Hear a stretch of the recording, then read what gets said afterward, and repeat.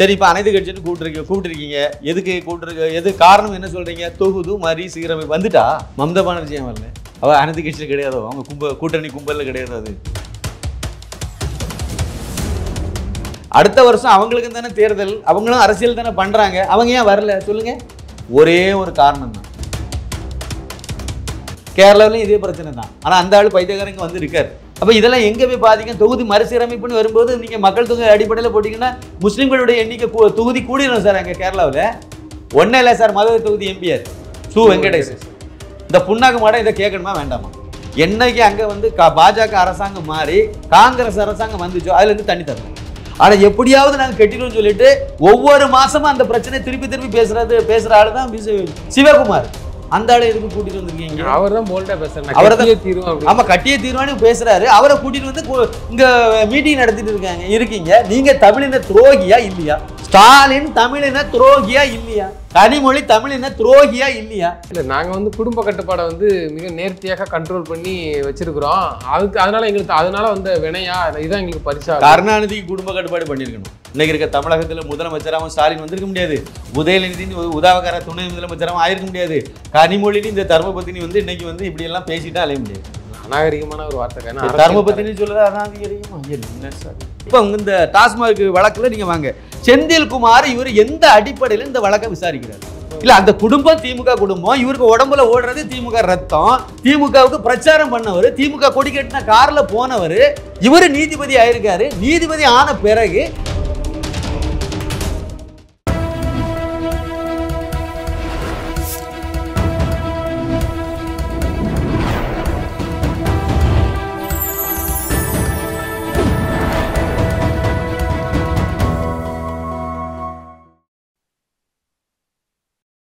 Channel 5 Tamil நேயர்களுக்கு வணக்கம். இன்றைய நேர்காணலில் நம்மோடு பேச இருப்பது மூத்த பத்திரிகையாளர் சின்னப்பா கணேசன் அவர்கள். சார் வணக்கம். சார் வணக்கம். சேனல் 5 நெஞ்சங்களுக்கு எனது பணிவான வணக்கம். சார், ஸ்டாலின் தலைமையில் வந்து இன்னைக்கு ஒரு தனியார் விடுதியில் வந்து ஒரு கூட்டம், அனைத்து கட்சி தலைவர்களும் வந்திருக்கிறாங்க. அதை எப்படி பார்க்குறீங்க? அனைத்து கட்சியா? எத்தனை கட்சி வந்திருக்காங்க? மொத்தமே ஒரு 4-5 வந்திருக்காங்க, அவ்வளோதானே.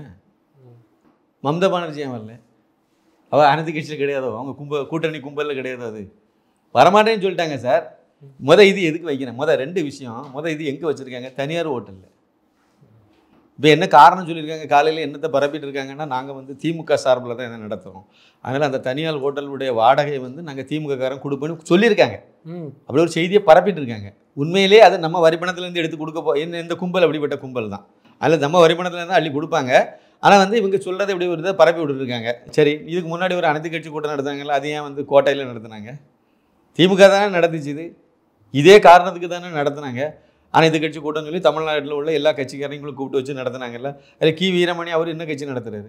கி வீரமணி திராவிட கழகம் அப்படின்னு ஒரு அமைப்புக்கு தலைவர், அவ்வளோதானே. அவர் எதுக்கு போனாருங்க? அவர் கட்சியே நடத்தலைல்ல. அது அவர் எதுக்கு கூப்பிட்டாங்க? சரி, அவனுக்கு தான் வெக்கம் கட்டி போய் கூட்டான. இவர் எதுக்கு போனார்? எங்கேயாவது ஓசியில் சோறு போடுறாங்கன்னா போயிட வேண்டியதான். உடனே வண்டி பிடிச்சி என்ன இது ஓசி பிரியாணி கொடுக்காங்கன்னா பேர் வரும். அசிங்கமாக இல்லையா இதெல்லாம்? நீங்கள் அவரை கூப்பிட்றதா இருந்தால் இதேமாதிரி நிறைய அமைப்பு, இந்து முன்னணி இருக்குது, RSS இருக்குது, விஸ்வ இந்து பரிஷத்து இருக்குது, இன்னும் நிறைய அமைப்புகள்லாம் இருக்குல்ல.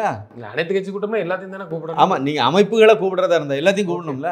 கட்சிங்கிற லெவலில் கூப்பிட்டீங்கன்னா நீங்கள் கட்சி பதிவு செய்யப்பட்ட கட்சி அப்படி ஒரு வரையறை வச்சுருப்பாங்களா? அதில் ஏதாவது ஒரு வரையறையில் நீங்கள் கூப்பிட வேண்டியது இருக்கும். திராவிடியா கழகத்துக்கும் இதுக்கு என்ன சார் சம்மந்தம்? அது அரசியல் கட்சியாக நடத்துகிறாங்க. அவங்க ஒரு கார்பரேட் கம்பெனி நடத்திட்டு இருக்காங்க. கி வீரமணி, அதுக்கு பிறகு அவருக்கு பையன் அன்பழகன், அப்படி தானே வச்சுட்டு போகிறாரு. கொள்ளையடிச்சு வச்ச பணத்தை வச்சு நல்ல சுகபோகமாக வாழ்ந்துட்டு இருக்காங்க. அதுக்கு ஒரு 5-6 கொத்தடிமைகள் கிடந்து கத்திட்டு கிடக்கு, அவ்வளோதானே. அதில் விஷயம் அவ்வளோதானே. அவங்கள எது கூட்டிங்க? சரி, விஷயத்து வாங்க. சரி, இப்போ அனைத்து கட்சின்னு கூப்பிட்டுருக்கீங்க. எதுக்கு எது காரணம் என்ன சொல்கிறீங்க? தொகுது மாதிரி சீரமைப்பு வந்துட்டா நோட்டிஃபிகேஷன்லாம் போட்டாங்களா? மோடி போட்டாரா? இல்லாமல் பிரதமர் வந்து அறிவிப்பெல்லாம் போட்டு இப்படி வந்து நாங்கள் வந்து தொகுதி மறுசீரமைப்பு பண்ண போகிறோன்னு சொல்லிட்டாங்களா? 2026 தான் மக்கள் தொகை கணக்கெடுப்பை நடத்த போகிறாங்க. கொரோனா காலத்தில் அது நடத்த வேண்டியது, அது கொரோனா காலகட்டங்கிறனால நடத்த முடியாமல் தவிர்த்ததுனால இப்போ 2026 அதை நடத்த போகிறாங்க. அது மக்கள் தொகை கணக்கெடுப்புலாம் நடத்தி முடித்த பிறகு தான் பாராளுமன்ற தொகுதி மறுசீரமைப்புங்கிற விஷயத்துக்கே வருவாங்க. உங்களுக்கு எதுக்கு இந்த ஆட்டாருக்கு முன்னாடி இந்த இதுக்கு ஆசைப்பட்டமே இப்போவே நீங்கள் வந்து அங்கே வச்சு நாடகம் இல்லை, ஒரு முன்னெச்சரிக்கையாக கூட நம்ம எடுத்து என்ன முன்னெச்சரிக்கை வேண்டி 2026 இவர் தான் முதலமைச்சர்னு சொல்லுங்க பாப்போம், உறுதியாக சொல்லுங்கள். ஐயா தான் உத்தரவாதம் இருக்கா? திமுக 2026 ஆட்சியை பிடிக்கும் அப்படி சொல்லுங்கள். திமுக காரங்களை சொல்லுங்கள் சார், இவங்க தான் கண்டிப்பாக வருவாங்கன்னு சொல்லுங்கள். ஒரு விஷயத்தை புரிஞ்சுடுங்க. புதுக்கோட்டையில் வந்து ஜகபர் அலி அப்படின்னு சொல்லி ஒரு சமூக போராளி, இன்னும் சொல்ல போனீங்கன்னா ஒரு அதிமுக சைடில் உள்ளவர் ஆதரவாளர். ஆனால் அவர் ஒரு சமூக போராளி, சமூக மக்கள் நல போராளின்னு நீங்கள் எடுத்துடுங்க. அவர் அங்கே இருக்கக்கூடிய கனிம வளங்கள் எல்லாம் அழிட்டு போகிறாங்கன்னு சொல்லிட்டு அதுக்காக வேண்டி அதை எதிர்த்து போராடினார். சில மாதங்களுக்கு முன்னாடி அவரை கொலை பண்ணிவிட்டீங்க. கொலை பண்ணிட்டு வேற ஏதோ கணக்கு எழுதிட்டு தெரிஞ்சாங்க. அதுக்கு பிறகு நெல்லையில் இப்போ ஒரு ஊர்வாரம் தான் இருக்கும், உங்கள் எல்லை தான், நெல்லை சீமையில் ஜாகிர் ஹுசேன் வக்பு வாரிய சொத்தை அபகரிச்சதை கண்டிச்சார். அவர் யாருன்னு பார்த்தீங்கன்னா அவர் ஒரு சப் இன்ஸ்பெக்டர், விஆர்எஸ் கொடுத்துட்டு வந்துட்டார். எங்கெல்லாம் அவர் பணியாற்றிருக்காருன்னு பார்த்தீங்கன்னா சென்னையில் வந்து சென்னை மாநகர மேயராக ஸ்டாலின் இருந்தபோது அவருக்கு மெய்காப்பாளராக இருந்ததில் அவர் ஒரு ஆள். கருணாநிதிக்கு மெய்காப்பாளராக இருந்திருக்காரு, ஒரு சப் இன்ஸ்பெக்டர். அவர் வந்து 51 வயசில் அதை கொடுத்துட்டு போயிட்டார், விஆர்எஸ் கொடுத்துட்டு போயிட்டார். அங்கே போய் இந்த பொது பிரச்சனைகளுக்காக போராடுறார். இது ரம்ஜான் மாதம். அவர் வந்து முஸ்லீம். காலையில் தொழுகைக்கு போயிட்டு வர்றாரு, 5:30 மணிக்கு அவரை போட்டு ரோட்டில் போட்டு வெட்டி விட்டாங்க. வெட்டினவன் வீட்டு பக்கத்து வீட்டுக்காரன். இது என்ன நடந்துட்டு இருக்குங்க? சரி, அடுத்து அப்படியே வாங்க. காங்கிரஸ் நிர்வாகி இதுவும் வந்து அதே புதுக்கோட்டை மாவட்டம் தான். அங்கே வந்து முகமது இஸ்மாயில், அவர் வந்து அம்மாப்பேட்டை, அங்கே புதுக்கோட்டை மாவட்டத்தில் அந்த இதை சேர்ந்தவர். அவருக்கு நிலத்தையும் என் தம்பி நிலத்தையும் ஆக்கிரமிச்சு தான் திமுக காரன்னு சொல்லிட்டு நேரே போய் சட்ட அமைச்சர் ரகுபதியை பார்த்து சொல்கிறாரு. காதில் வாங்கவே இல்லை. நிலத்தை அபகரிக்கிறான் யார்? காங்கிரஸுக்காரனுடைய நிலத்தை. அவர் காங்கிரசினுடைய தமிழ்நாடு காங்கிரசினுடைய சிறுபான்மையினர் அணியினுடைய முன்னாள் ஒருங்கிணைப்பாளர், ஒரு மூத்த நிர்வாகியாக இருக்கார், காங்கிரஸில் முக்கியமான ஆளாக இருக்கார். அவரும் முஸ்லீம் தான். அவருக்கு பாதுகாப்பு இல்லையே. அவர் வீடியோ போட்டு கதறாரு, என் உயிருக்கு ஆபத்து, இவங்க எல்லாம் சேர்ந்து என்ன கொலை பண்ண போகிறாங்க, திமுக காரெல்லாம் சேர்ந்து என்ன கொலை பண்ண போகிறாங்கன்னு சொல்லி காங்கிரஸ் அவங்க கூட்டணி கட்சிக்காரங்க வந்து போடுறாங்க. சரி, உங்கள் நெல்லை மாவட்டத்தை எடுத்துடுங்க. நெல்லை மாவட்ட கிழக்கு மாவட்டத்தினுடைய காங்கிரஸ் தலைவர் ஜெயக்குமார் தானே. கண்டுபிடிச்சிட்டீங்களா குற்றவாளி யாருன்னு? நீ யாரை கண்டுபிடிச்சிங்க? இவ்வளவு கொலை நடந்துகிட்டு இருக்கு. அதான் அண்ணாமலை வந்து அவருடைய காடு பிடிச்சி காணிக்கிறார். அவர் அதை தான் அட்டையில் வச்சு காணிக்கிறார். தினம் ஒரு கொலை நடக்காத இது நகரங்களே இல்லை, கற்பழிப்பு நடக்காத நாட்களே இல்லை, லஞ்சம் இல்லாத துறைகளே இல்லை. ஏதாவது ஒரு துறை, ஏதாவது ஒரு அலுவலகத்தில் லஞ்சம் இல்லாமல் ஏதாவது ஒரு ஜாதி சான்றிதழ் வாங்கிருங்க சார் லஞ்சம் இல்லாமல். முன்னாடியெல்லாம் என்ன நடந்துச்சுன்னா, அதுவும் குறிப்பாக வெளிநாடுகள்லாம் என்ன நடக்கும் அப்படின்னா, ஏதாவது ஒரு இதை சட்டத்துக்கு புறம்பாக பண்ணணும்னா அதுக்கு அப்படி லஞ்சம் கொடுப்பாங்க. சட்டப்படி நீங்கள் வந்து பிசி, ஆனால் உங்களை எஸ்சின்னு மாற்றி ஒரு போலியான ஒரு சான்றிதழ் வாங்கினா நீங்கள் லஞ்சம் கொடுப்பீங்க. இதுதான் வந்து வெளிநாடுகளில் நடைமுறையில் இருக்குது. சட்டப்படி நடக்கிறதுக்கு இல்லை, சட்டத்துக்கு புறம்பாக சட்டத்தை வளைச்சி ஒரு மோசடி பண்ணுறதுக்கு நீங்கள் உடந்தையாக அவரை ஆக்கணும்னு நீங்கள் லஞ்சம் கொடுத்து அவர் செய்து தருவார். இப்படி பல நாடுகளில் இருக்கிறத கேள்விப்பட்டிருக்கோம். நம்ம தமிழ்நாட்டில் என்ன லட்சணத்தில் இருக்குது? சட்டப்படி நீங்கள் வந்து பிசி அப்படின்னா அந்த பிசி சான்றிதழ் வாங்கினாலும் நீங்கள் கியூவில் நின்று காசு கொடுக்கணும், இல்லைன்னா நீங்கள் உங்களை அலைய வைப்போம். அப்படி தானே நடைமுறை இருக்குது இப்போ. சார், லஞ்சம் வாங்காமல் ஒருத்தன் இருந்து 58 வயசு 60 வயசில் ரிட்டையர்ட் ஆகி வீட்டுக்கு வந்தான்னா அவனுக்கு வந்து பிழைக்க தெரியாதவன்னு முத்திரை குத்துறாங்க. நேர்மையாக ஒருத்தன் வாழ்ந்தால் பிழைக்க தெரியாதவன் போய் வேலைக்கு போய் ஒரு 4 மாதத்தில் 4 வருஷத்தில் அவன் வந்து ஆடி காரில் வருவான். பார்த்தியா, அப்படி இருக்கணும், வாழ்ந்தா அப்படி இருக்கணும்னு சொல்கிறான், பாராட்டுறான். சார், லஞ்சத்தில் வாங்கினது நீ சொல்ல மாட்டேங்கிறாத. இவ்வளோ தானே நல்லா வரும். இப்படி நாளுக்கு நாள் தமிழகம் சீரழிஞ்சிட்டு கிடக்கு. இவர் என்னடனா அனைத்து கட்சி கூட்டமா எதுக்கு நடத்துறீங்க அப்படின்னா, தொகுதி மறுசீரமைப்பு நடக்காத ஒன்றுக்கு அத்தைக்கு மீசை முளைக்கட்டும், அப்புறம் பார்த்துக்கலாம். இது எதுக்கு இப்போ பண்ணுறாங்க? நாடகம் சார் இது. இந்த விஷயம் அவ்வளோத்தையும் மடைமாற்றம் பண்ணனா இவங்க எடுத்துருக்க சமீபத்தில் எடுத்துக்க 2 விஷயம். ஒன்று வந்து தொகுதி மறுசீரமைப்பு. அமித்ஷாவே வந்து சொன்னாலும், உள்துறை அமைச்சரே வந்து என்ன மாதிரி இவங்க உருட்டினாங்க. அது தொகுதி மறுசீரமைப்பில் வந்து தமிழகம் வஞ்சிக்கப்படுது, அது வந்து தமிழகத்தினுடைய எம்பிக்கள் எண்ணிக்கை குறைக்கப்பட்டுரும், பிடிங்கிடுவாங்க அப்படி சொல்லி தானே நாடகம் போட்டாங்க. அப்போ தான் அமித்ஷா வந்து சொன்னார், எங்கேயுமே எதுவும் நடக்காது, எல்லாமே தொகுதி மறுசீரமைப்புன்னு வரும். இது போய் வரல. அப்படி வரும் பட்சத்தில் வரும்போது கூட விகிதாச்சார அடிப்படையில் எந்தெந்த மாநிலங்களுக்கு எவ்வளோ எம்பி இருக்காங்களோ அது அடிப்படையில் தான் அது வந்து உயர்த்தப்படும். அது எண்ணிக்கை கூடிச்சுன்னா அது அடிப்படையில் தான் கூடும். அதனால் யாருக்கும் எந்த பாதிப்பும் வராதுன்னு சொல்லிட்டாரு. அப்புறம் எதுக்கு நடத்துறீங்க? இப்போ அவங்களுக்கு என்ன ஒரு பயம்னா, உள்துறை அமைச்சர் அமித்ஷா அவர்கள் வந்து தமிழ்நாட்டில் வந்து சொல்லிட்டு போனது என்னன்னா, தமிழ்நாட்டில் எம்பிக்கள் வந்து குறையதுக்கு வாய்ப்பு இல்லை அப்படின்னு சொல்லிக்கிறாங்க. அப்போ உத்தரப்பிரதேசத்தில் என்ன அதிகரிக்குமா? அதை ஏன் சொல்ல மாட்டேங்கிறாரு? அங்கேயும் அதிகரிக்க வாய்ப்புன்னு சொல்லணும். அவர் தான் தெளிவாக சொல்லிட்டாரு சார். அவர் தான் தெளிவாக சொல்லிட்டார். விகிதாச்சார அடிப்படையில் தான் இந்த தொகுதி மறுசீரமைப்பில் எம்பிக்களுடைய எண்ணிக்கை கூடும்னு சொல்லியிருக்காரு. காலத்துக்கு ஏற்ப கூட்டணும், அது இயற்கை தானே, கூட்டி தானே ஆகணும். எதுக்கு உத்தரப்பிரதேச மாநிலத்தை எதுக்கு வந்து 2-3 பிரித்தாங்க? பழையபடி பிரிக்கணும்னு சொல்லிட்டு இருக்காங்க. எதுக்கு தெலுங்கானானே புதுசாக ஒரு மாநிலம் எதுக்கு உருவாச்சுது? இப்போ நீங்கள் பிரிச்சிங்கன்னா அது நிர்வாகத்துக்கு வசதியாக இருக்கும், அவ்வளோதான். அதன் அடிப்படையில் நீங்கள் எம்பிக்களினுடைய எண்ணிக்கையை கூட்டினீங்கன்னா 20 லட்சம் பேருக்கு, கன்னியாகுமரி மாவட்டத்தில் 20 லட்சம், சின்ன மாவட்டம், அங்கே 20 லட்சம் பேர் மக்கள் தொகை உள்ள ஒரு மாவட்டம். அந்த மாவட்டத்துக்கு ஒரு எம்பி. அவர் என்னைக்கு அவரை போய் பார்ப்பாரு? இல்லை யார் என்னைக்கு போய் அவரை பார்க்க முடியும்? அப்போ இதை நீங்கள் ரெண்டாக பிரிச்சிங்கன்னா என்ன அவன் பார்க்குறது இன்னும் கொஞ்சம் எளிமைப்படும், அவ்வளோதான். உடனே அவர் பார்த்துருவாருன்னு சொல்ல முடியாது, அதுக்கும் நிறைய இதெல்லாம் செய்ய வேண்டியது இருக்கும். சரி, ஓரளவுக்கு இதுக்கு பரவாயில்லைங்கிற லெவலுக்கு அடுத்த கட்டத்துக்கு போகும்ல. அது அதுதானே அரசாங்கம். கனிமொழி அவர்கள் சொல்லியிருக்காங்க, நாங்கள் வந்து குடும்ப கட்டுப்பாடை வந்து இல்லை, நாங்கள் வந்து குடும்ப கட்டுப்பாடை வந்து மிக நேர்த்தியாக கண்ட்ரோல் பண்ணி வச்சிருக்கிறோம், அதனால எங்களுக்கு அதனால வந்த வினையா இதுதான் எங்களுக்கு பரிசா. கருணாநிதிக்கு குடும்ப கட்டுப்பாடு பண்ணியிருக்கணும். அப்போ கனிமொழிங்கிற ஒரு ஆளே பிறந்திருக்கு. குடும்ப கட்டுப்பாடு பண்ணேன்னு சொல்லிட்டு ஊரு போதா பொண்டாட்டி வச்சுட்டு அலைஞ்சாரு இவருக்கு அப்பா. பிறகு வந்து இவருக்கு எத்தனை பிள்ளைகள்? கருணாநிதிக்கு மட்டும் குடும்ப கட்டுப்பாடு பண்ணியிருந்தீங்கன்னா மூக்கா முத்து முதல் மகன் 2 குழந்தையோட போதும்னு முடிவு எடுத்திருந்தாங்கன்னா அதுக்கு பிறகு குடும்ப கட்டுப்பாடு அப்படின்னா மூக்கா அழகிரியோட நின்று போயிடும். இன்னைக்கு இருக்க தமிழகத்தில் முதலமைச்சராகவும் ஸ்டாலின் வந்திருக்க முடியாது, உதயநிதினு உதாவகார துணை முதலமைச்சராகவும் ஆயிருக்க முடியாது, கனிமொழின்னு இந்த தர்மபத்தினி வந்து இன்னைக்கு வந்து இப்படியெல்லாம் பேசிட்டா அலைய முடியாது. அநாகரிகமான ஒரு வார்த்தை. தர்மபத்தினி சொல்லுறது அநாகரிகமா? என்ன சார், நல்லதை தானே நான் சொல்கிறேன். இல்லை, இது கேவலமான வார்த்தையை, அன்பார்லிமெண்ட்ரி வேர்டா இது? தர்ம பத்தினின்னு சொல்கிறேன். ஏங்க நீங்கள் அவங்கள வந்து அசிங்கப்படுத்துறீங்க? நல்ல அவங்க வந்து தர்ம பத்தினி நல்ல மங்களகரமாக சொல்லிட்டு போகிறாங்க, விடுங்க அதை. அதாவது இவங்களுக்கு வந்து என்ன அப்படின்னா ஊருக்கு உபதேசம் பண்ணிட்டு அலைவாங்க.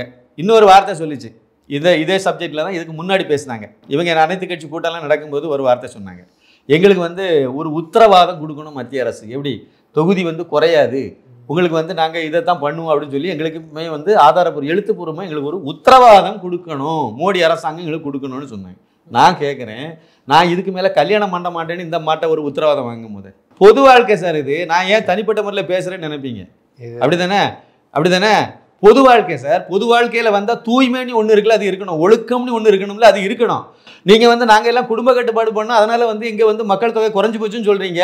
ஒவ்வொரு திமுகவில் அமைச்சர்கள் எத்தனை பேர்னு எண்ணி பாருங்க. 2-3 பொண்டாட்டி இல்லாத டிஆர் பாலுக்கு எத்தனை பொண்டாட்டின்னு தெரியுமா?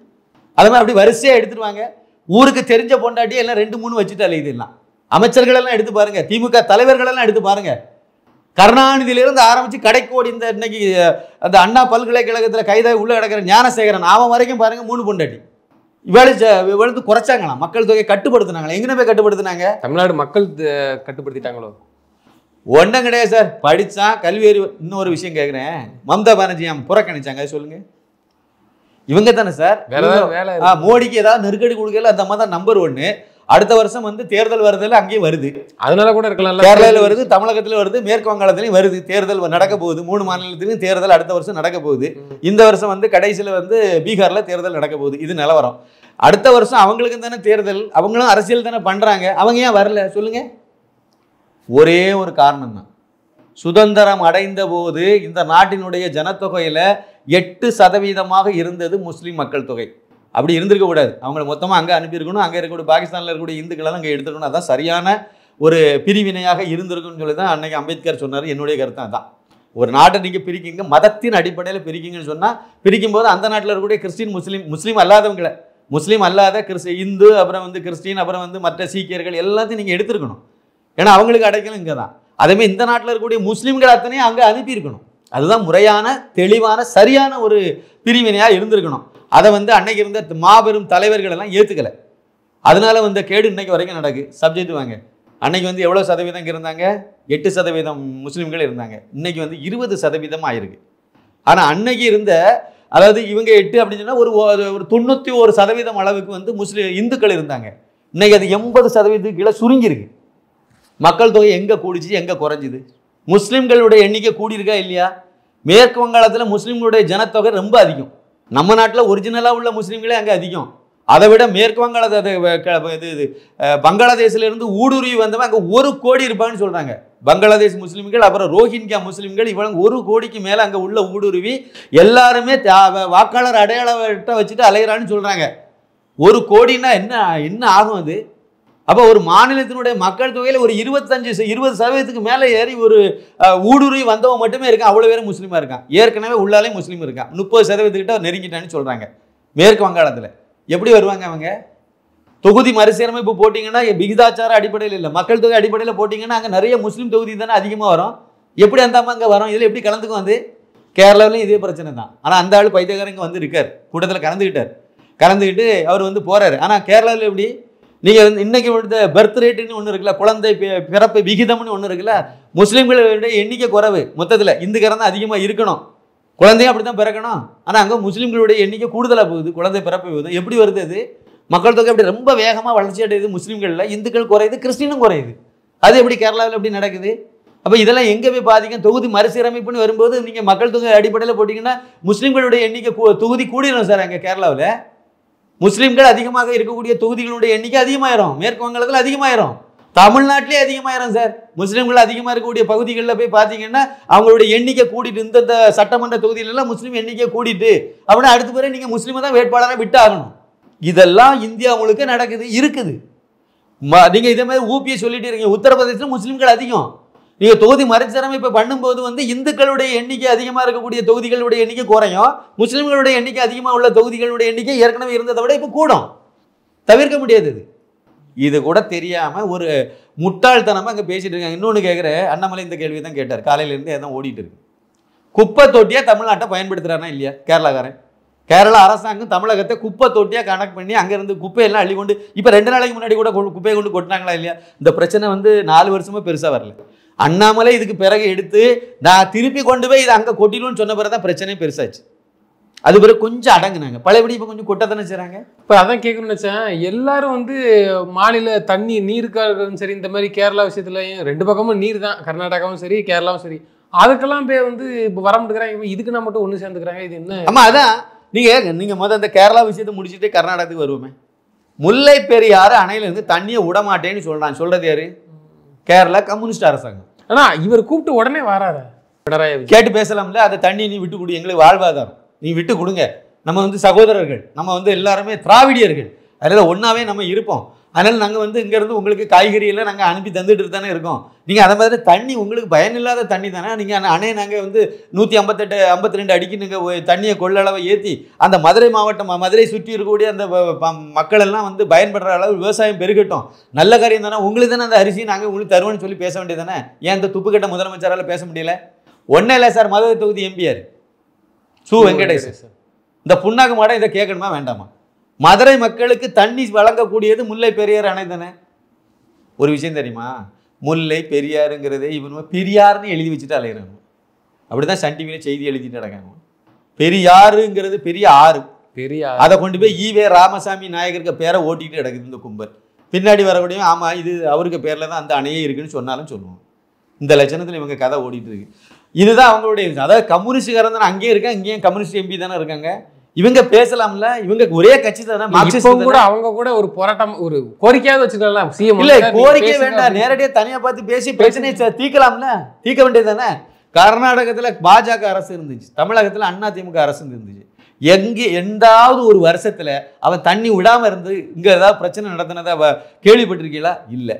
என்னைக்கு அங்கே பாஜக அரசாங்கம் மாறி காங்கிரஸ் அரசாங்கம் வந்துச்சோ அதுலேருந்து தண்ணி தரல. பாஜக அங்கே ஆளுங்கட்சியாக இருந்துச்சு, இங்கே அதிமுக ஆளுங்கட்சியாக இருந்துச்சு, ரெண்டும் கூட்டணி கட்சிகள். ஆனால் அங்கேருந்து தண்ணி அவன் தரமாட்டேன்னு சொல்லலை. அங்கே எவ்வளோ, அதாவது ட்ரிபியூனல் எவ்வளோ தண்ணியை கொடுக்கணும்னு சொல்லியிருக்கோ அந்த விதிமுறைக்கு உட்பட்டு தண்ணி அவன் திறந்து விட்டுட்டே இருந்தான். அந்த மக்களும் அதை பற்றி கவலைப்படல, கண்டுக்கலை. இங்கே விவசாயிகள் போராட்டமே நடத்தல, பேசாமல் இருந்தாங்க. எப்போ அங்கே காங்கிரஸ் ஆட்சியும் தமிழகத்தில் திமுக ஆட்சியும் வந்துச்சோ அவன் தண்ணி திறந்து விட மாட்டேங்கிறான். இவன் தண்ணி வரணும்னு விவசாயிகள் இங்கே கொந்தளிச்சுட்டு நடக்கான். மு.க. ஸ்டாலின் தூங்கிட்டு இருக்காரு. இப்போ இந்த கூட்டணி நீங்கள் என்ன சொல்லுவீங்க? அங்கே உங்கள் கட்சி கூட்டணி தானே இருக்குது. தண்ணி தரலன்னா கூட்டணியிலேருந்து நாங்கள் வெளியே வந்துடும்னு சொல்லலாம்ல, அந்த தைரியம் உங்களுக்கு இருக்குல்ல. அப்போ ஏன் நீங்கள் சொல்ல மாட்டேங்கிறீங்க? தண்ணி தரமாட்டேன்னு சொல்லி மேகதாதுல அணை கட்டியே தீர்வோம்னு சொல்லி அதை தடுக்கிறது மத்திய அரசு, அனுமதி கொடுக்காம வச்சிருக்கிறது மத்திய அரசு, மோடி அரசாங்கம் தான் அதை தடுத்து வச்சிருக்கு. ஆனால் எப்படியாவது நாங்கள் கட்டிடுவோம்னு சொல்லிட்டு ஒவ்வொரு மாதமும் அந்த பிரச்சனை திருப்பி பேசுகிற ஆள் தான் சிவகுமார். அந்த ஆளை எதுக்கு கூட்டிட்டு வந்திருக்கீங்க? அவர் தான் போல்டா பேசுறாரு, அவரை தீர்வு. ஆமா, கட்டியே தீர்வானு பேசுறாரு. அவரை கூட்டிட்டு வந்து இங்க மீட்டிங் நடத்திட்டு இருக்கீங்க. நீங்க தமிழின துரோகியா இல்லையா? ஸ்டாலின் தமிழின துரோகியா இல்லையா? கனிமொழி தமிழின துரோகியா இல்லையா? இவங்க தானே கூட்டிட்டு வர்றீங்க. பேசுங்க அவங்ககிட்ட பேசி தண்ணியை நீ இதுல பிரச்சனை பண்ணாத. இது மக்கள் பிரச்சனை, அரசியல் பண்றதுக்கு 1000 விஷயம் இருக்கு, அதை பண்ணிட்டு போ. ஏன் இதுக்கு முன்னாடி இந்த பிஜேபி அரசியல் பண்ணலையாங்க? அவங்களும் அரசியல் தானே நடத்துனாங்க. அவங்க காலத்தில் மட்டும் தண்ணி வந்துச்சுல, எப்படி வந்துச்சு? அதே மாதிரி தண்ணியை விடு, பிரச்சனை அங்கே தானே இருக்குது, விடு. அப்போ நீ கேட்க மாட்டேங்கிறீங்க நீங்கள். ஆனால் நீங்கள் ஊரை ஏமாற்றிட்டு தெரியும், மக்களை ஏமாற்ற முடியாது. தமிழர்களுக்கு நல்லா புரிஞ்சு போச்சு. நீங்கள் என்ன பண்ணிட்டு இருக்கீங்களோ எல்லா அயோக்கியத்தனமும் நல்லா தெரியும். இப்போ எதுக்கு இதெல்லாம் பண்ணிட்டு இருக்காங்க? அங்கேருந்தே ஆரம்பிப்போம். எதுக்கு இதெல்லாம் பண்ணிட்டு இருக்காங்க? 1000 கோடி ரூபாய் கொண்டு போயிட்டாங்க. அமலாக்கத்துறை ரைடில் 1000 கோடி ரூபாய் சிக்கி. 1000 கோடி ஏனால் அதுக்கும் தாண்டி என்ன சொல்லிட்டு இருக்காங்க, பெரிய அமௌண்ட்டு. அதிகாரப்பூர்வமாக அவங்க சொல்லியிருக்கு 1000 கோடிக்கு மேல். அப்போ 1000 கோடிங்கிற அமௌண்ட்டு அங்கே சில 100 கோடி தான் டெல்லியில்.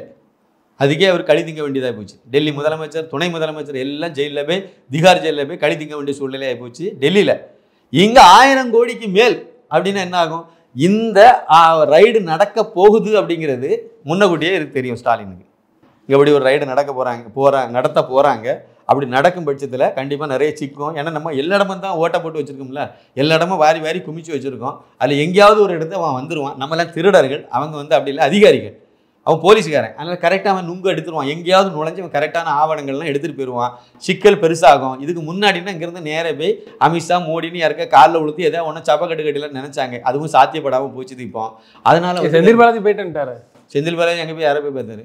அமித்ஷா வீட்டு வேலைக்காரியை கூட பார்த்துருக்க முடியாது அவர். அதுக்கும் ஹிந்தி தெரியணும்ல, அப்போ தானே பேச முடியும். இல்லை, இவங்க திமுக காரங்களுக்கு மட்டும் ஏதாவது ஒன்றா மட்டும் டெல்லிக்கு ஓடி இருந்தாங்க. துறைமுறை டெல்லியில் டெல்லிக்கு தானே ஓடினாங்க. அங்கே போய் யாரை பார்த்தாங்கன்னு சொல்லுங்க. துறைமுருகன் அங்கே போய் நிறைய அமித்ஷாவை பார்த்துட்டாரா?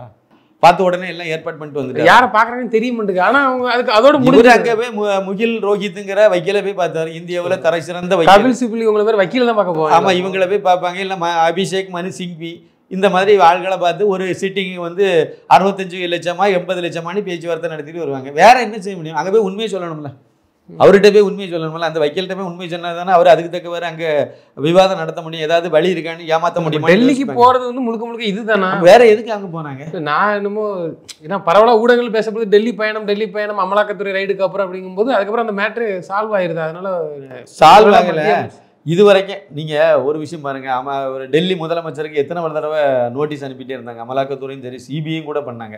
இவங்க வருமான வரித்துறை இதெல்லாமே பண்ணியிருந்தாங்க. இல்லை, அமலாக்கத்துறை எத்தனை தடவை நோட்டீஸ் அனுப்புனாங்க? 9 முறை அனுப்பியிருந்தாங்க. அதுமாதிரி நீங்கள் ஹேமந்த் சோரனுக்கும் அவரும் முதலமைச்சர் தானே, அவருக்கும் 9-10 தடவை அனுப்புனாங்க.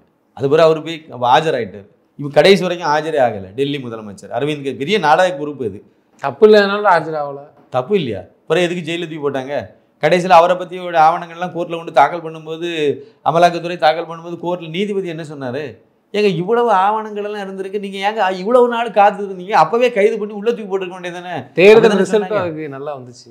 என்ன இவங்க என்ன அதில் நீங்கள் ஒரு விஷயத்தை பார்க்கணும். தேர்தல் நெருங்கிறதுனால அதை வச்சு ஒரு ஒப்பாரி வச்சு மக்கள் மத்தியில் ஏமாற்றி ஒரு சிம்பதியை, ஒரு அனுதாபத்தை ஏற்படுத்தி வெற்றி பெற்றலாங்கிறது அரவிந்த் கெஜ்ரிவாலினுடைய திட்டம்.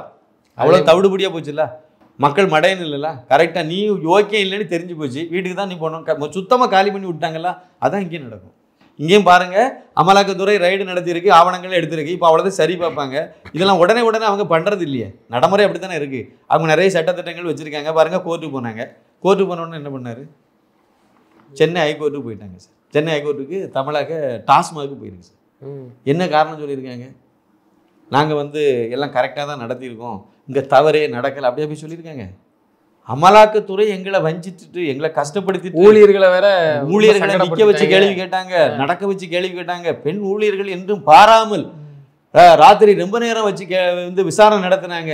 அப்படி தானே போய் காரணம் சொல்லியிருக்காங்க. இந்த மாதிரி ஊழலே நடக்கலை, கோட்டருக்கு 10 ரூபா அதிகமாக வாங்கலை அப்படின்னு ஏதாவது சொல்லியிருக்காங்களா? இப்படி எதுவுமே சொல்லலையே. எதுவுமே அந்த மாதிரி எதுவுமே ஒரு இடத்துல கூட சொல்லவே இல்லை. இப்போ இல்லை, நீங்கள் இந்த டாபிக் எடுத்தனால நான் ஒன்று சொல்கிறேன். டெல்லியில் நேற்று பரபரப்பான செய்தி என்ன தெரியுமா? அங்கே வந்து யஸ்வந்த் வர்மானி ஒரு நீதிபதி, டெல்லியினுடைய நீதிபதி. அந்த யஸ்வந்த் வர்மா வந்து அவருக்கு வீட்டில் தீ பிடிச்சதுக்கு தீயணைப்புத்துறை அங்கே போய் எல்லாம் தீயெல்லாம் அணைச்சிக்கும் போது அங்கே கட்டுக்கட்டாக பெட்டி பெட்டியாக பணமாக வச்சுருக்காரு. அது 100 கோடி ரூபாய்க்கு இருக்குன்னு சொல்லி நேற்று செய்தி வெளியே வந்துச்சு. உடனே அடுத்த கட்ட நடவடிக்கை என்ன நடந்துச்சுன்னா, கொலிஜியும் உடனே அவசரமாக கூடி இந்த மாதிரி ஒரு நீதி அரசர் வந்து இவ்வளவு பெரிய ஊழலை பண்ணியிருக்காரு, லஞ்சம் வாங்கியிருக்காருன்னா அப்போ தீர்ப்பெல்லாம் எப்படி எழுதியிருப்பாரு இவர்? அதனால அவருக்கு மேலே நடவடிக்கை எடுக்கணும். என்ன நடவடிக்கை எடுத்தாங்க தெரியுமா? உடனே அவரை வந்து அந்த அலகாபாத் ஹைகோர்ட்டுக்கு உடனே டிரான்ஸ்ஃபர் பண்ணிட்டாங்க. நீதியரசர் சார். கொலிஜியம் வந்து அவங்க அதெல்லாம் ஆதாரம் இல்லாமல் பண்ண முடியுமா? பண்ண முடியாது. இப்போ சரியான ஆவணங்கள்லாம் கையில் இருந்தனால தான் பண்ணாங்க. நேரம் இவர் அப்போ இவ்வளவு 100 கோடி அளவுக்கு அவருக்கு வீட்டில் பணமாகவே வச்சுருந்தாருன்னா, இவங்கெல்லாம் வக்கீல் தானே, இவங்க வக்கீல இருந்து சட்டம் படித்து நீதிபதி ஆனவங்க தானே. நீங்கள் ஒரு 10,000 ரூபாய்க்கு மேலே வைக்கக்கூடாதுன்னு சொல்லி தானே இப்போ இருக்குது நடைமுறையில். சட்டம் அப்படி தானே இருக்குது. இல்லை பேங்கில் கொண்டு போடணும் அப்படி தானே. அப்போ கருப்பு பணமாக நீங்கள் வச்சுருக்கீங்கன்னா, சட்டத்துக்கு புறம்பாக வச்சுருக்கீங்கன்னா எவ்வளோ பெரிய தப்பு இது. அவருக்கு என்ன தண்டனை கொடுங்க? வேலையை விட்டு தூக்கலை செய்யணும். நீங்கள் குறைந்தபட்சம் சஸ்பென்ஸ்ன்னு வச்சு நீங்கள் வந்து விசாரணை நடத்தணும், அதான முறை. ஆனால் என்ன பண்ணி வச்சாங்க, நிறைய அங்கே அலகாபாத் கோர்ட்டுக்குன்னு சொல்லி ட்ரான்ஸ்ஃபர் பண்ணாங்க. அங்கே உள்ள வக்கீல் சங்கத்தில் ஒன்று என்ன சொன்னாங்க தெரியுமா, நாங்கள் என்ன குப்பை தொட்டியா, கண்ட குப்பையெல்லாம் அங்கே கொண்டு போடுறீங்க, நாங்கள் ஏற்றுக்க மாட்டேன்ட்டாங்க. இது நேற்றுக்கு நடந்த இந்திய அளவில் வைரலான மிகப்பெரிய ஒரு விவாத பொருள். அப்படியே நீங்கள் சென்னைக்கு வாங்க. சென்னையில் 2 நாளைக்கு முன்னாடி அமலாக்கத்துறைக்கு மேலே நடவடிக்கை எடுத்தது தப்பு அப்படின்னு சொல்லிட்டு இங்கேருந்து டாஸ்மார்க் தமிழக அரசாங்கம் போய் நிற்கிது. ஸ்டாலின் கவர்மெண்ட் இந்த வெக்கங்கட்ட அரசாங்கம் போய் நிற்கிது. நீதியரசர்கள் வந்து 2 பேர், எம்.எஸ். ரமேஷ்னு ஒரு நீதியரசர், அப்புறம் என் செந்தில்குமார்னு ஒரு நீதியரசர். இந்த 2 நீதியரசர்களும் சேர்ந்து அந்த வழக்கை விசாரிச்சு என்ன சொன்னாங்க, 25ஆம் தேதி வரைக்கும் தடைன்னு போட்டாங்க. எங்கே போயிட்டு இருக்கு? நீங்கள் அப்படியே அந்த நீதிபதி என்ன தீர்ப்பு என்ன பண்ணியிருப்பாருங்கிறத யோசிச்சிங்களா? 100 கோடி ரூபாய் அளவுக்கு கட்டுக்கட்டா பணம் இல்லை. இப்போ இந்த நீதிபதி நீங்கள் என்ன சொல்ல போறீங்க? ஏன் வந்து ஒரு அரசாங்க நிறுவனம் வந்து ஒரு ஊழலை கண்டுபிடிக்குது, அதுக்கு ஏன் நீங்கள் வந்து தடை போடுறீங்க? விஷயத்துக்கு வாங்க. இந்த செந்தில்குமார் இருக்கார்ல, இவர் யாருங்கிறத நீங்கள் கொஞ்சம் பின்னாடி பார்த்தீங்க அப்படின்னா, செந்தில்குமார் என்பவர் நீதிபதியா இல்லை? நீதிபதி, 2 நீதியரசர்கள், சென்னை ஹைகோர்ட் நீதிபதி 2 பேர் இந்த வழக்கை விசாரித்தவங்க. ஒன்று எம்.எஸ். ரமேஷ், இன்னொன்று என் செந்தில்குமார். இப்போ நான் செந்தில்குமாரை பற்றி அவருடைய இதை நான் வந்து உங்களுக்கு சொல்கிறேன். இவர் யார் அப்படின்னு பார்த்தீங்கன்னா 2023 தான் நீதிபதி ஆனார், சென்னை ஹைகோர்ட் நீதிபதி ஆனார். அதுக்கு முன்னாடி அவர் என்னவா இருந்தார் அப்படின்னா, அரசு தலைமை வழக்கறிஞர் ஆர் சண்முக சுந்தரத்துக்கு ஜூனியராக இருந்தார்.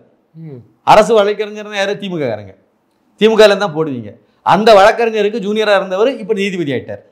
2023, 2 வருஷத்துக்கு முன்னாடி தான். அவங்க தான் ஒரு குற்றச்சாட்டு வைக்கிறாங்கன்னா, பாஜக ஆளும்போதெல்லாம் அங்கே பாஜக ஆதரவான நீதிபதிலாம் போட்டு வச்சிருக்கீங்க. நீங்கள் அடுத்து இன்னொரு பெரிய விஷயத்த சொல்கிறேன். இவர் யார் அப்படின்னு நீங்கள் பார்த்தீங்கன்னா, யார் இந்த செந்தில்குமார் யார் அப்படின்னு நீங்கள் பார்த்தீங்க அப்படின்னா, அதாவது வந்து அச்சரப்பாக்கம் தொகுதியிலிருந்து தேர்ந்தெடுக்கப்பட்ட 2006 திமுக சார்பில் போட்டியிட்டு வெற்றி பெற்ற சக்கரவல்லி, அந்த அம்மா பேர், அவருடைய மகன் தான் வந்து இந்த செந்தில்குமார். அச்சரப்பாக்கம் தொகுதியில் 2006 2011 வரைக்கும் எம்எல்ஏ இருந்தவங்க வந்து சக்கரவல்லி. அந்த சக்கரவல்லியுடைய மகன் தான் வந்து இந்த நீதியரசர் செந்தில்குமார். அவர் வந்து வீடு வீடாக போய் திமுகவுக்கு ஓட்டு போடுங்கன்னு ஓட்டு கேட்டவர். திமுக கொடி கட்டின காரில் போய் பிரச்சாரம் பண்ணவர். அது அப்படி திமுகவுக்கு தீவிரமான ஒரு ஆளாக வேலை பார்த்ததுனால தான் திமுகவினுடைய அரசு வழக்கறிஞருக்கு உதவி வழக்கறிஞராக இவரை கொண்டு போட்டாங்க. இப்படிப்பட்ட ஆளை கொண்டு போய் நீதிபதியை வச்சிருக்கீங்க. குறைந்தபட்சம் இந்த செந்தில்குமார், நான் வந்து ஒரு திமுக பின்புலத்தில் ஒழிந்து வந்தவன், திமுக குடும்பத்திலேருந்து வந்தவன். இது திமுக அரசாங்கத்தினுடைய வழக்கு. இந்த வழக்கை நாம் விசாரிக்க கூடாது. அதுலேருந்து வெளியேறணுமா வெளியேற வேண்டாமா? வெளியேறணுமா வேண்டாமா? இந்த வழக்கை நான் விசாரித்தது தப்புங்க, விசாரிக்க கூடாதுங்க. அந்த வழக்கில், இந்த வழக்கில் நம்ம பண்ண எனக்கு மேலே நான் உண்மையிலே நேர்மையாக நடந்தால் கூட என் மேலே ஒரு களங்கம் கற்பிக்க வாய்ப்பு இருக்குது. அதனால நான் இதை வந்து பண்ணுறது தப்புன்னு தானே சொல்லியிருக்கணும். இப்போ அப்படியே நீங்கள் வாங்க, அண்ணா அறிவாலயத்தினுடைய பிச்சைக்காரர் ஒருத்தர் உண்டு பார்த்தீங்கன்னா, ஆர்.எஸ். பாரதி. அவர் என்ன சொன்னார்? நீதியரசர்களாக இங்கே வந்தவங்கெல்லாம் நாங்கள் போட்ட பிச்சைன்னு சொன்னாரா இல்லையா? திமுக போட்ட பிச்சைன்னு சொன்னாரா இல்லையா? இதை அப்படியே கோர்த்து பாருங்க. இன்னொரு சம்பவத்தையும் உங்களுக்கு சொல்கிறேன், இதெல்லாம் சொன்னால் தானே எல்லாத்துக்கும் புரியும். அனிதா சுமந்துன்னு ஒரு நீதியரசர் சென்னையில் தான் இருக்காங்க. தனிக்கு வருது எம்பி எம்எல்ஏக்களுக்கான வழக்கை வந்து விசாரிக்கக்கூடியவங்க அந்த கோர்ட்டில் அவங்க இருக்காங்க, நீதிபதியாக இருக்காங்க. அனிதா சுமந்து யார் அப்படின்னா டாக்டர் சுமந்து, இந்த டிவி டிபேட்லலாம் வருவார்ல டாக்டர் சுமந்து, அவருடைய மனைவி தான் அது. இந்த அம்மாட்ட ஒரு சில ஆண்டுகளுக்கு முன்னாடி ஒரு கேஸ் வந்துச்சு. அந்த வழக்கு என்ன அப்படின்னா, ஓஎம்ஆரில் ஒரு இடம், ஒரு 8 ஏக்கரை ஏதோ ஒரு இடம், அந்த இடத்த வந்து விற்றுட்டாங்க. விற்றவங்க வந்து என்ன பண்ணிட்டாங்கன்னா, அதனுடைய ஒரு பகுதியை வந்து ஒயிட்டில் வாங்கிட்டாங்க. அது பத்திரத்தில் பதிவாயிட்டு, மிச்சம் ஒரு 5 கோடியே ஏதோ ஒரு அமௌண்ட்டை வந்து கேஷாக வாங்கிட்டாங்க. வாங்கினது வந்து பத்திரத்தில் கணக்கிலே வரல.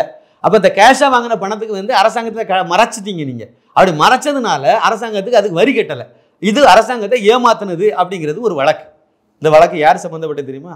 இந்த பி. சிதம்பரம் ஒரு யோக்கிய சிகாமணி இருக்கு பாருங்க, அவருக்கு மனைவி, மகன், மருமகள் ஸ்ரீநிதி, மனைவி நளினி, அப்புறம் பையன் வந்து இப்போ எம்பியா இருக்கார கார்த்தி சிதம்பரம்.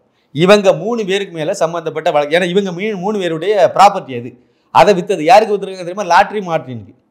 லாட்ரி மார்ட்டின் எப்படி வருதுன்னு பாருங்க. லாட்ரி மார்ட்டினுடைய இது வாங்கிட்டு இவங்க வந்து 3 கோடி ரூபாய் ஏதோ வந்து இது ஒரு செக்காக கொடுத்துட்டாங்க. மிச்ச பணத்தை வந்து கேஷாக கொடுத்துட்டாங்க. அதாவது பிளாக் மணியாக கொடுத்துட்டாங்க, கருப்பு பணமாக கொடுத்துட்டாங்க.